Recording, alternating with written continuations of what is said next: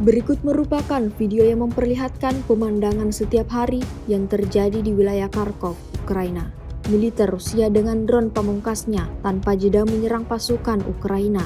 Rekamannya ramai beredar di media sosial Telegram pada Senin 3 Juni 2024. Dituliskan dalam keterangan unggahan, Angkatan Bersenjata Ukraina setiap harinya mendapat kerugian di arah ini.